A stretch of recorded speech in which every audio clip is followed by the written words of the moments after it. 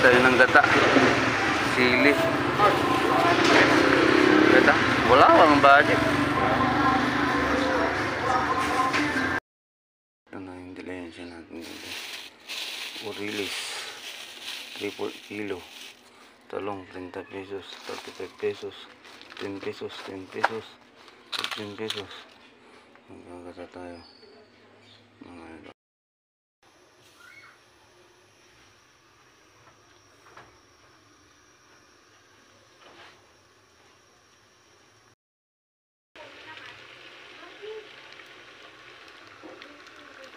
Gata. Ganataan sa nyog.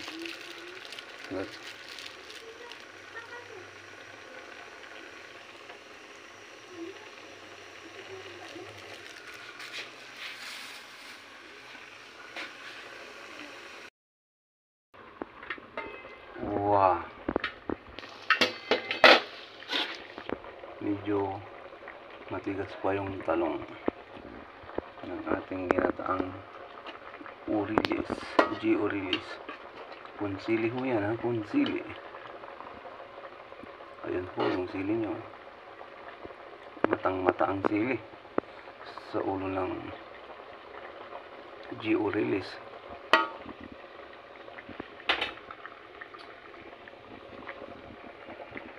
Konpit chay ho tayo, ha? Konpit chay.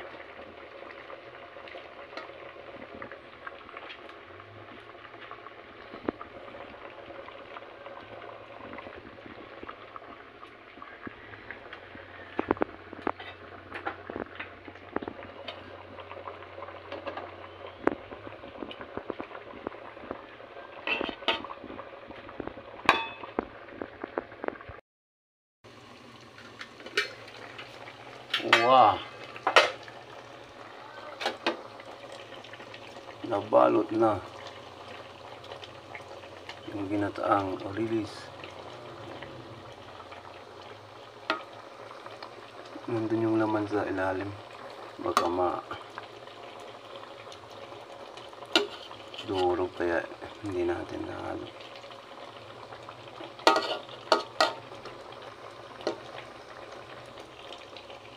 Ginataang Orilis. Nabalot ng pecha yung ulo ng Orilis.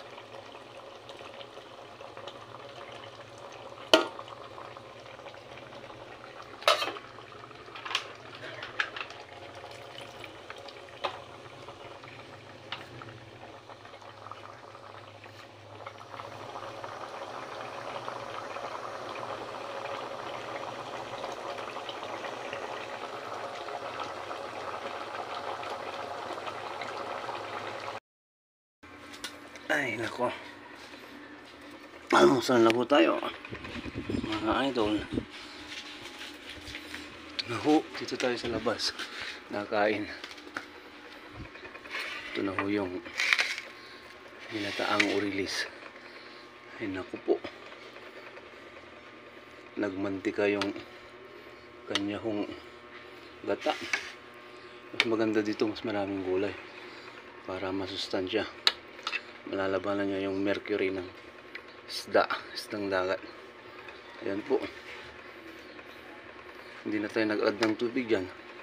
Purong gata ang sabaw dyan. Ayan. Kalampagan na sa almusalan.